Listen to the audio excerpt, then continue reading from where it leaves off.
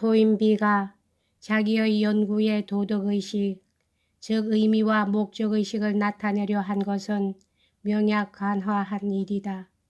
제1권에서 그는 웰저의 세계사 대사의 야심적 규모를 칭찬하고 웰저의 작품이 자기들이 시도할 엄두를 내지 못한 일을 해내었기 때문에 그것을 멸시한 역사 전문가들을 공격했다.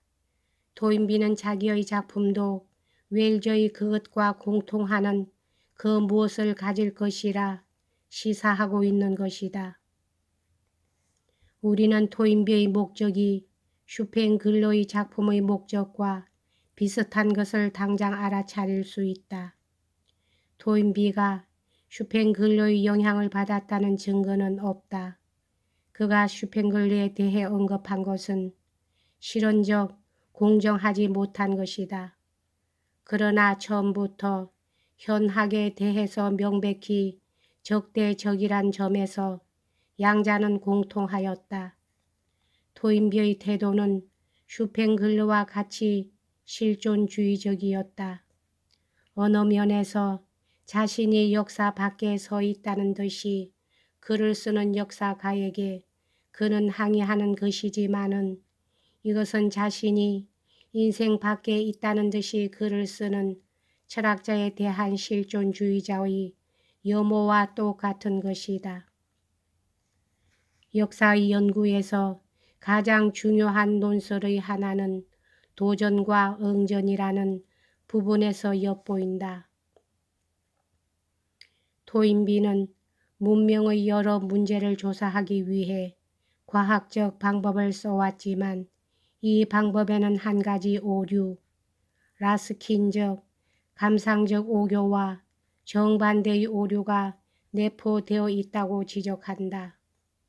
감상적 오류란 사물에 생명을 부여하는 것, 예컨대 발가락이 부딪힌 침대에게 욕지거리를 퍼붓는 것 따위이며 이 반대는 생명 있는 것을 사물로 간주하는 것, 다시 말하면 과학적 범주에 들 것을 거부하는 생명 있는 것의 과학적 방법을 적용하는 것이다.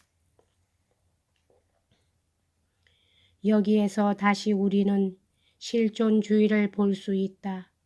이어서 곧 토인비는 문명과 아웃사이드를 묘사할 비유를 고안해냈다. 즉 절벽의 중간 옆으로 나온 벼랑에 누워 자던 사나이가 눈을 떠서 절벽 위를 기어 올라간다는 비유이다. 그는 눈을 떠 보다 높은 곳을 향해 올라가기 시작할 때까지는 안전하다. 그러나 등산을 개시하자마자 추락할 위험을 받게 되는 것이다.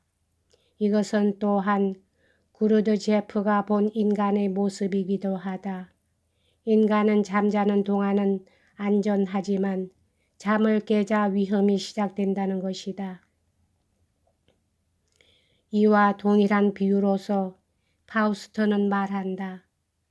나는 이 바위 선반을 떠나 한층 높은 바위 선반을 향해 절벽을 기어 오려려 결심했다.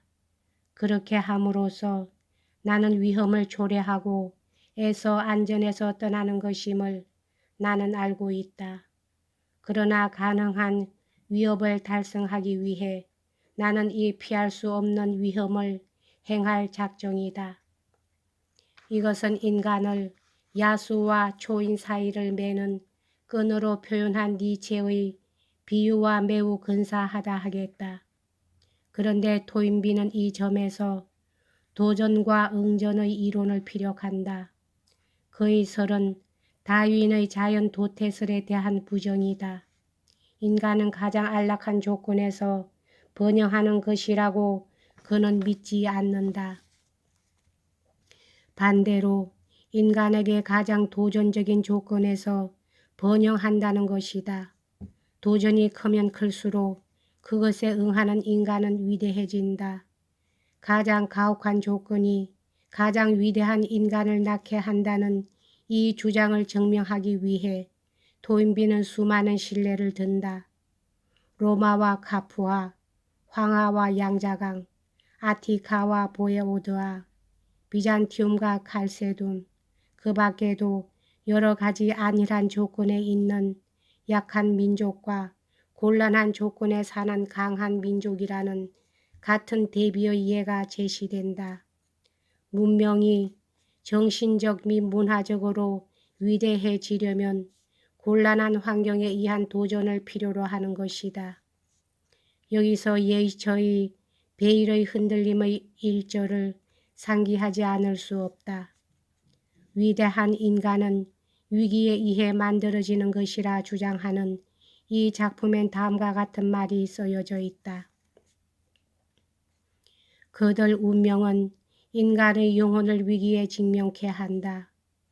단테의 추방을 일으키게 한 것이나 비용을 장녀의 품에 던져 넣은 것도 운명의 짓이며 그것은 단테와 비용으로 하여금 매몰되어 있는 그들의 자아와 접합시키기 위한 것이었다.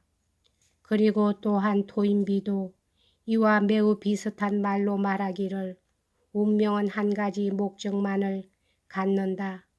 즉 운명에 의해 선정된 사람들로 하여금 절망하지 않고 최대의 장애에 직면하도록 이끌어주는 것이 그것이다. 라고 했다. 예이처의 개인 순환설, A. 비전대의 이 슈팽글러의 문명 순환설 및 비코의 그것과 얼마나 밀접하게 대응하고 있는가를 보는 것은 매우 흥미있는 일이다. 물론 파레토도 1902년에 발간된 사회주의 제도에서 이와 동일한 관찰을 내리고 있는 특권 계급은 나태해져 보다 가혹한 조건에서 자라난 강인한 사람들에 의해 자리를 빼앗기고 만다는 것이다.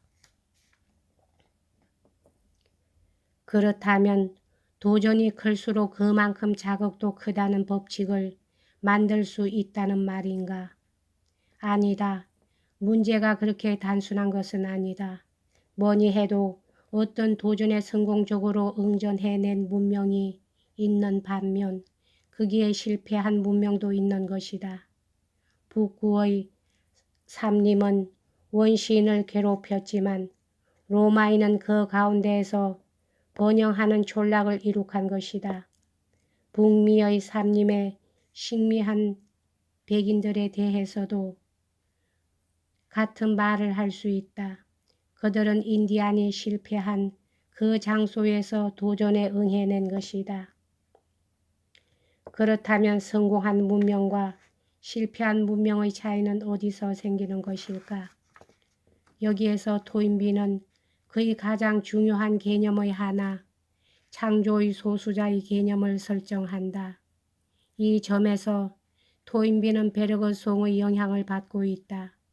베르그송은 도덕과 종교의 두 가지 근원에서 문명이 진보하는 것은 개인에 의한 것이지 사상의 저류나 무의식적 민족 백에 의한 것이 아니라는 신념을 말하고 있는 것이다.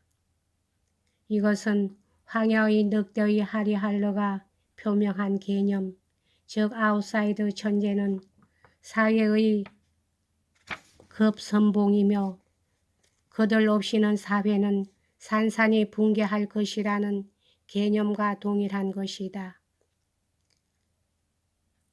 토인비는 아웃사이더를 창조적 소수자라 부른다. 그와 동시에 그것은 한 사람만이 소수자라 해도 무방하다고 말한다. 창조적 소수자란 사회에 닥쳐온 도전에 대전할 수 있는 소수의 개인을 말하는데 그러면 그들은 어떻게 응전을 한다는 것일까?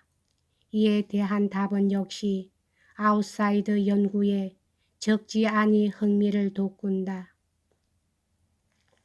여기까지 하겠습니다.